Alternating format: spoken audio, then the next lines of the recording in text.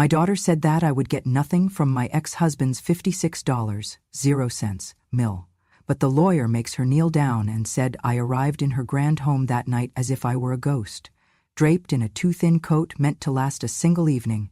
The ballroom lights sparkled over crystal wine glasses, shimmering mirrors, and ornate gold leaf moldings. Laughter and champagne floated through the air, mingling with music that pulsed like a heartbeat of arrogance. I had helped make this house possible with every dollar of my small retirement savings, and yet I sat alone on a velvet chair, tucked against a wall, like a painting to be ignored. Then Lydia stood up, her voice rising above the chatter, loud enough to pull every eye in the room to me. "Listen to me clearly," she said, her tone sharp as a surgeon's scalpel. "Father is dead, and in his will he left $56 million, and you will not see a penny of it. You are nothing more than a decaying old carcass feeding off us. You should know your place. Get out and find a nursing home that will take you." A stunned silence fell. Then I heard Lydia press on. "With that stench of yours, you make my guests lose their appetite. Go down to the kitchen if you must eat scraps. At least stay out of sight and spare us the shame." It was not just Lydia. Across the room, a few well-dressed relatives and friends stifled giggles behind their champagne flutes. One wealthy aunt leaned over to another and whispered, loud enough for me to hear, "Poverty smells like you can never scrub it out." Derek, my son-in-law, stepped forward, his voice full of scorn. "An old hag like you should just die quietly somewhere. You are embarrassing us by existing." I rose to my feet as Lydia stalked across the polished marble floor and ripped the framed photo from the wall, a black and white snapshot of my deceased husband cradling a toddler, Lydia, both faces lit with joy. Without a word, she hurled it to the ground.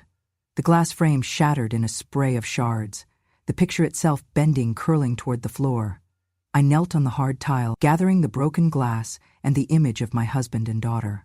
One shard sliced into my palm, and I felt warmth spreading on my skin. I dabbed at it with the hem of my coat, the red stain melding with the dust and memory on the photograph.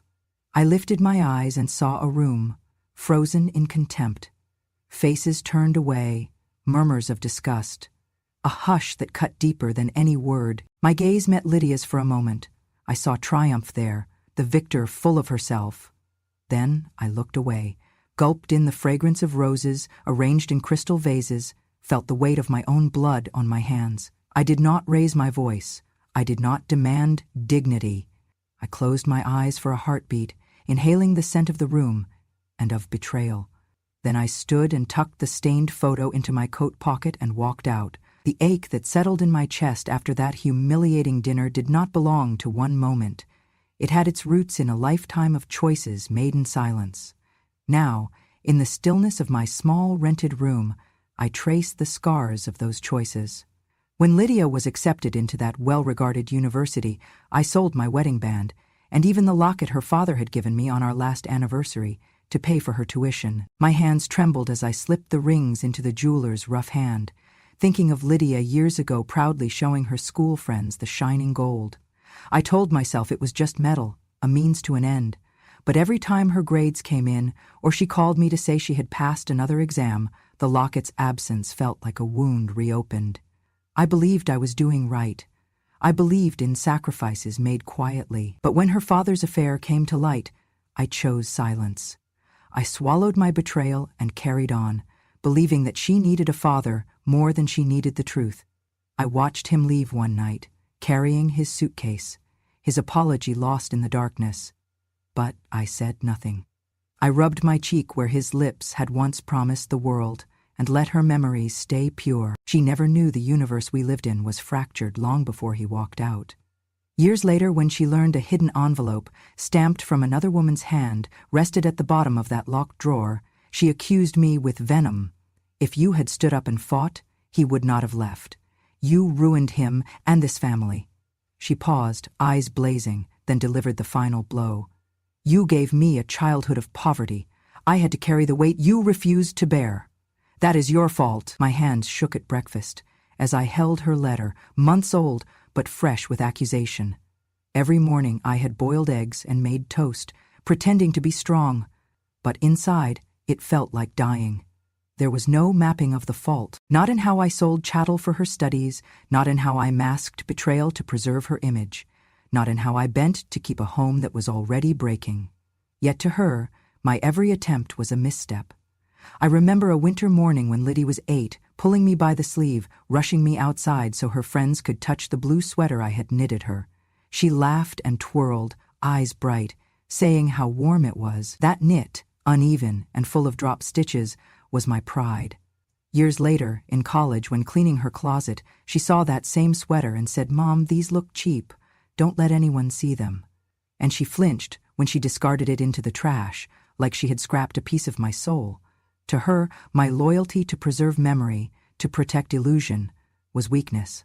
My sacrifices, my literal pieces of myself given for her, were painted as disgrace, and in the glare of their judgment I realized how nothing I did had ever been enough.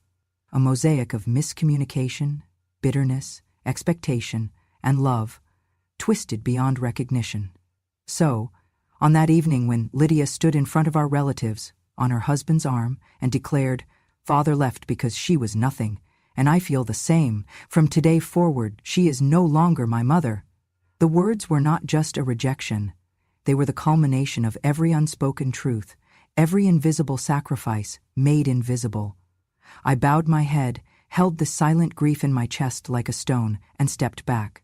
Because it was not simply that my identity as a mother had been erased. It was that all the notes, letters, tuition bills, empty food cans, melting candle wax, and tears I shed in quiet corners, all of those things had been inverted into blame, into a story where the mother's love became the child's curse. And in that very moment, surrounded by the gasps of relatives and the wide eyes of friends, I understood that I would need to reclaim my story, not with noise, but with truth. I arrived at the funeral home before the service began, clutching a small bouquet of white chrysanthemums, flowers that, to me, signified purity and farewell. The air was heavy with the scent of lilies and cheap cologne, the kind meant to mask grief with formality. I stepped out of the taxi and straightened, taking a deep breath before I walked forward, past the polished marble floors. For a fleeting moment, I thought that I deserved just a seat in the periphery, an acknowledgement of my past, before I was plunged into exile by a daughter who believed she held all the power. But Lydia was waiting at the entrance, her posture rigid, her eyes cold enough to freeze every memory I had lovingly held on to. She gasped at me as soon as she saw me, and with all the conciseness of malice she could muster, she spat out, "Mother, what are you doing here? Are you here to beg for attention?" Her words echoed through the silent hallway, and heads turned. I felt every eye on me, measured me, decided I was irrelevant. I stayed silent, gripping the chrysanthemums, petals trembling as my heart clenched. I hadn't come for their pity or their applause. I had come to stand where dignity belonged, but before I could move forward, a tall man in a suit, a hired security guard, stepped in front of me. Lydia's voice cut the air. "That's enough. Move aside, or I will have you escorted out. This is for the family. You are no longer part of this family." The guard hesitated for a second, and then moved to block my way, as if I were some interloper unworthy of funeral rites. Friends and relatives looked on, some sneering behind pursed lips. One woman clicked on her phone. Of all things, being abandoned at her husband's funeral, what a disgrace. A few nodded knowingly, feeding into the moment, suggesting that humiliation was my place. I stood motionless, tears threatening at the edges of my vision, holding those chrysanthemums as though they were carved from stone, even more fragile than I felt. When I finally managed to make my way down the aisle of chairs, I noticed the emptiest end, the far corner where the air was coldest. I sat there carefully, arranging the bouquet on the seat beside me, taking up as little space as possible. Even that small act seemed too much. Lydia stepped in front of me, glaring as she delivered the lethal words. "That seat is for the family. You need to go. You are not part of us anymore." Her voice dripped finality. She turned to the guard and nodded. He stepped forward, arm outstretched, guiding me with the implication not of care, but of containment. I rose, not willing, not compliant, but I raised with ease that surprised even me. I gathered my flowers, the stems cutting into my palm, and I moved, quietly, deliberately, toward the exit, yet the guard came behind me to ensure I did not linger. I felt the stairs focus on me like surgical lamps. I put one tentative foot in the corridor when Lydia surged forward, ripped the flowers from my hands, and flung them onto the carpet with such force the petals scattered across the polished floor. The white blooms fluttered like wounded birds. She snarled, "Your husband is dead, and you, so much shame, mean nothing now. Tomorrow you will end up with..." Her voice was tremulous with cruelty. The room inhaled and held its breath. Some guests shifted uncomfortably. A few eyes darted away. But in that cruel theater, the echo of Lydia's words resounded in my bones. I knelt and carefully gathered each flower petal.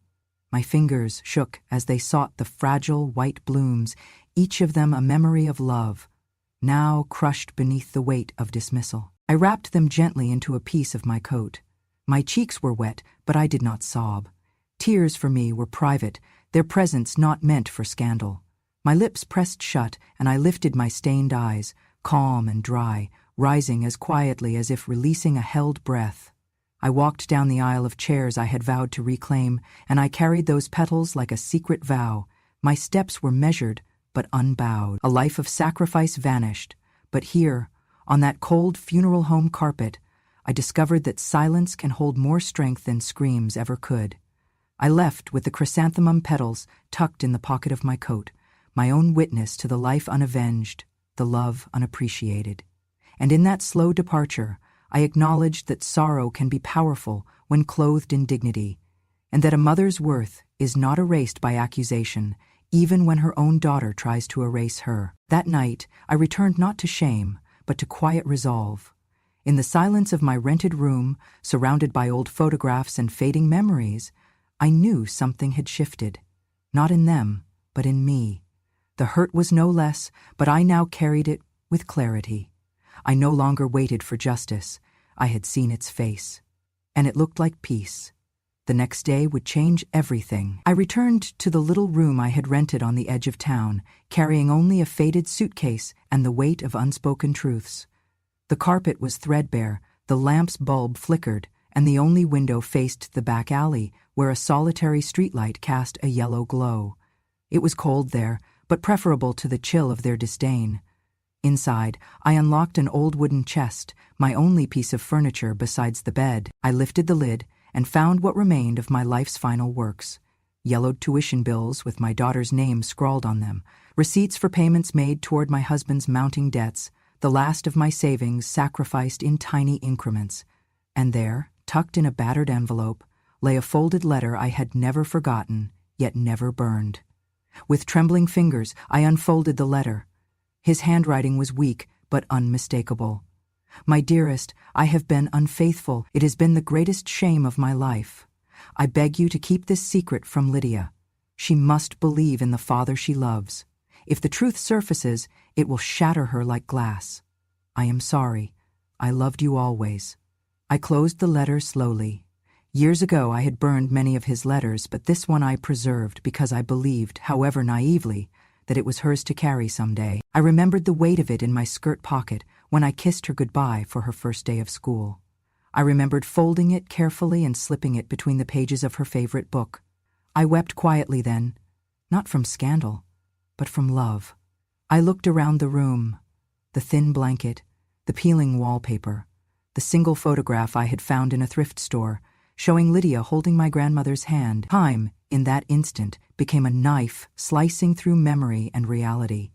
I folded the letter and laid it on top of the tuition receipts. I stood over that chest of relics as if holding the axis of my life. Every night I had whispered to myself, I did this so she could have a future, so she could believe in something bigger than fear. But here, with the letter exposed to light, I realized the future had come, but I had been erased from it. I sank onto the edge of the bed and closed my eyes. My mind whispered the truth I had never spoken. I raised her twice, once with my body and milk, and again with my tears. Yet she remembers only the moments I faltered, not the times I carried the weight of the world so she would walk straight. I stayed there, silent, tears gathering in the corners of my eyes, but not falling.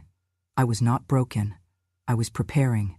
I had gathered evidence of my life, the receipts of sacrifice, of love, of betrayal, each one a testament not to wrongdoing, but to endurance. And in the quiet of that room I made my decision. I would not speak my truths in defense. I would not beg for remembrance. I would leave the chest unlocked, the truth ready to speak for itself when the time came. Let the world judge then, with eyes open. Before sleep claimed me, I whispered into the silent air, "Your shame is not mine. The truth will come, and it will stand, even if I fade." I sat there until dawn, the letter heavy in my chest, and I understood that I was preparing not for confrontation, but for justice. The air inside the attorney's office was saturate with expectation and hushed whispers, like a church before judgment. Dozens of chairs were filled, family, friends, colleagues, and curious onlookers, all drawn by the promise of something dramatic. I sat in the back row, clutching my purse with trembling fingers. The overhead lights pressed down like silent jury members. Lydia leaned close to the woman beside her and hissed low enough that only her friend could hear. "Prepare yourself. There is absolutely no way my mother's name will appear anywhere in that will." Her tone was brimming with confidence, dripping with pride. The attorney rose and cleared his throat. The room stilled. He opened a thick folder and produced a USB drive. He paused, then plugged it into the computer at the front. A soft click echoed. A screen flickered to life at the front of the room, and the low hum of conversation died completely. The video began. A man lay frail in a hospital bed, his breathing ragged and shallow, monitors beeping. Despite the tubes and machines, his voice, hoarse and direct, broke the silence. "I have been unfaithful. I abandoned my wife. I cannot undo that betrayal." But she stood by belief, and through every hardship, she carried you on nothing but love. It was she who paid for your education, paid off debt you did not know existed, with every cent she had. If you continue to reject her, you will receive nothing, just a single dollar. The rest of my estate, $56 million, belongs to my former spouse. Gasps fluttered across the room like startled birds. I felt my pulse slow, my skin prickled with cold fury and relief, hostage to a storm of emotions. Lydia sprang to her feet, her voice cracked, thick with fury. "No, that is not real. He would never do that." Her denial rang like a broken record against the somber weight of the video. The attorney let it hang. He pressed a remote and the video paused. Your father's final testament lingering in the air. Eyes widened around the room. Some scanned back and forth, taking in my tears, Lydia's panic, Derek's slack jaw, the hushed shock of the guests. I did not move. I cannot describe the strain of breath that filled my throat. The life I had led in shadow, paying debts, financing dreams, swallowing silent grief, all of it illuminated, undeniable. Lydia, her face ashen, demanded a second look. "That cannot be real," she insisted. "Where is this recorded? This cannot be valid." The attorney lifted the lid of an envelope. In it was the original will, stamped and witnessed. "He dictated it under his full faculties," the attorney said, "signed and notarized 2 weeks ago." A courtroom silence hung. Lydia sank into her chair with a hollow sound. I closed my eyes briefly, feeling the long strain of my life ease a fraction. Around me a low murmur swelled. Some guests whispered, "I always suspected there was something she did not owe him. She gave until she had nothing left." Derek stood, fists clenched, face contorted with rage, but there was nowhere to direct it. I kept my gaze forward, steady and rehearsed. I was neither startled nor triumphant. I was the culmination of every choice, every sacrifice. Then the attorney pressed play again. My husband's face flickered in the light, pale and quiet. He said more, words that trembled, but carried weight beyond his frailty. "She deserves every cent. Let love be public now, not hidden behind grief or guilt. Let justice speak where hurt has been silent." The attorney shut off the video. Nothing moved for what felt like forever. Lydia bowed her head, hands over face, her composure shattered. Derek stared at the screen, mouth open. I rose from my seat, hands unwet by tears and heart light with a strange peace. Their world had tilted on that admission. My quiet persistence had become unbearable truth. This was not vengeance, it was justice. And as I walked forward, toward acknowledgement, and toward what remained of my silence. I felt, not triumph, but release. The attorney paused, went silent for a moment, and then pressed play on the screen. The worn face of my husband reappeared, paler, more fragile than before, but there was steel in his eyes. He held up a folder next to his chest, his hand trembling slightly as the nurses monitored his vitals. Then he spoke again, gravely and deliberately. My daughter must understand that everything she has, all the privileges, the opportunities, the lifestyle, comes from the life and sacrifice of her mother, not from me. I have transferred all my shares in the company and all property deeds into her name. That way it cannot be altered after my passing. If my daughter wishes to inherit any part of what I leave behind, she must acknowledge that her mother is the foundation. I demand that she stand up publicly and confess the truth she has denied. Only then will she receive her inheritance. The room shattered at that moment.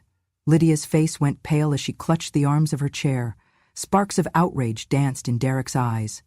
The attorney turned and slipped a thick stack of documents toward me. Original deeds, corporate transfer papers, property titles, all thoroughly annotated and solemnly executed under legal seal.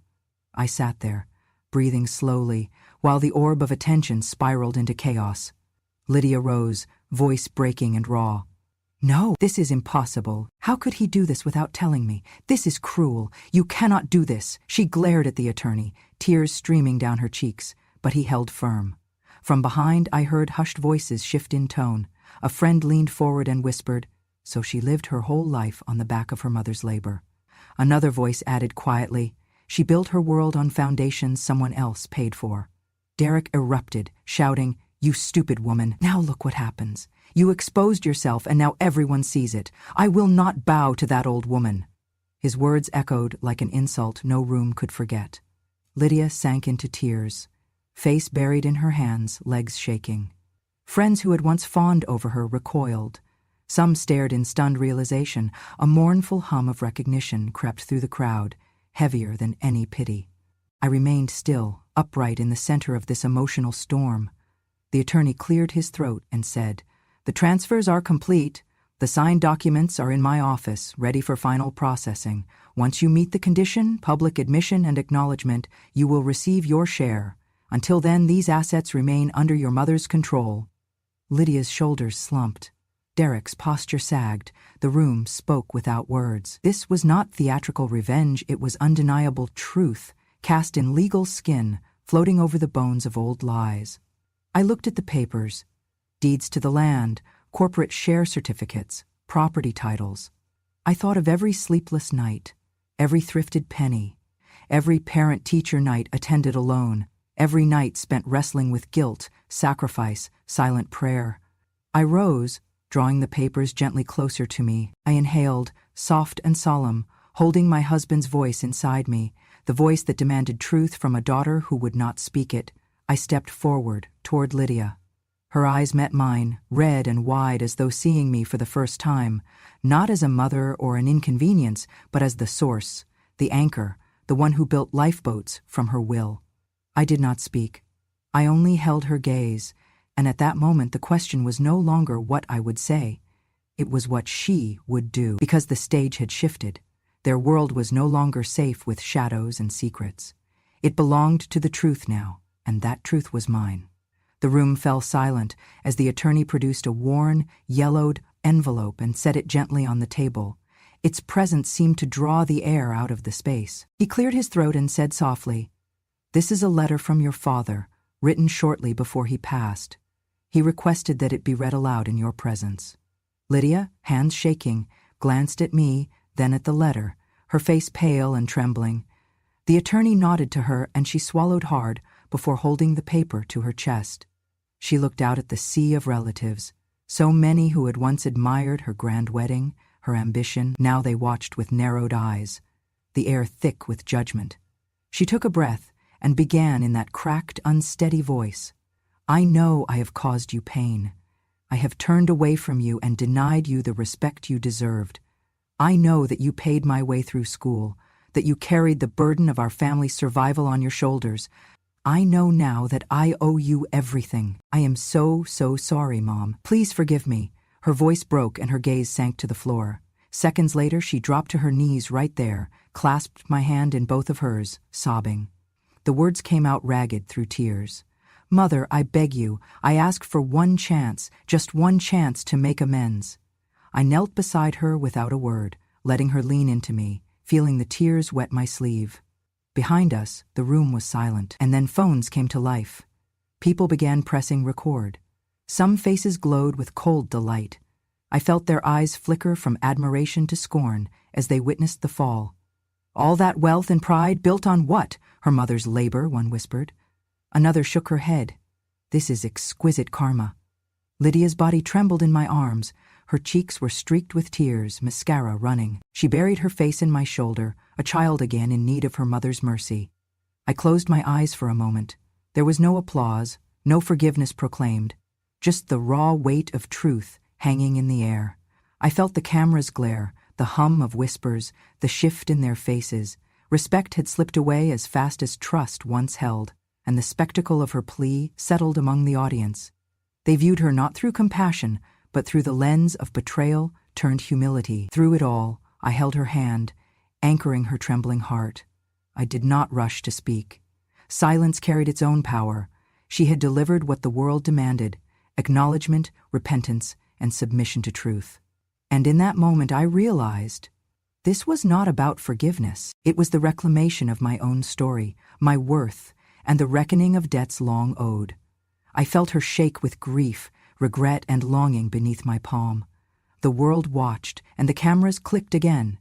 One by one, they recorded not just a fallen heiress, but a woman at the knees of consequence, begging for entry to a world she once claimed without making it. I squeezed her hand gently, steady and warm. Not a word passed my lips. But my silence was the vocabulary of justice. That moment would be the memory that shaped them. Not the day she was rich, but the day she owned that richness cost me everything. And as the gathering continued around us, the clack of heels and low chatter resumed. I stayed kneeling beside my daughter.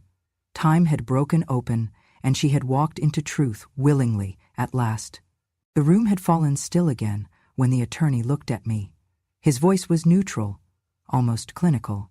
"Mrs. Layla, as the sole inheritor of Mr. Blackwell's estate, would you like to allocate a portion to your daughter?" I did not flinch. I opened my bag, carefully pulled out a bundle of old papers, and laid them on the polished oak table for all to see. Bank receipts, tuition statements, records of debt I had paid on her behalf, pages yellowed by years but stamped and official. I pushed them forward, looked at her with eyes that had seen everything, and said calmly, "I raised you twice. Once with milk, once with tears. I have nothing left to raise you a third time." Lydia did not speak. She lowered her head, too ashamed to meet my gaze, her cheeks streaked with whatever remained of her pride. Derek shifted in his seat beside her, his lips pressed into a thin, angry line, already calculating what to take and what to leave behind. The attorney cleared his throat. "Then, by the directive of the will and the unchallenged conditions therein, the full estate, $56 million in cash, equity, property, and shares now legally belongs to Mrs. Layla Blackwell." Gasps rippled through the room. Some turned to stare. Others pulled out their phones. I saw Lydia's shoulders collapse, and Derek simply stood up and walked out, not even sparing her a look. But I was not done. I rose from my chair and pulled out one final envelope, handing it to the attorney. "Please read this aloud." He opened it and began, "Per the recipient's instructions, a charitable foundation is to be established with an initial funding of $12 million. Its name, the Layla Foundation for Daughters in Silence, offering scholarships, housing, and counseling for young women whose voices have been ignored in their homes." The silence broke into whispers, and then the headline came to life, as if summoned by fate itself. "Mother once cast aside, now becomes Texas' most honored philanthropist."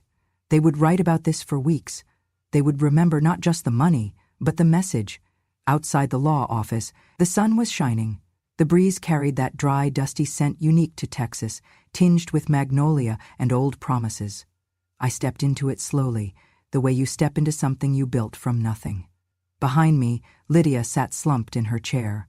Her name no longer opened doors. her husband gone, her circle dispersed. The girl who once shamed me for homemade clothes was now an emblem of public disgrace. The same crowd who had toasted her rise now scrolled past her fall. And I? I drew in a long, slow breath. It filled my chest the way silence had filled my life, strong, steady, and enough.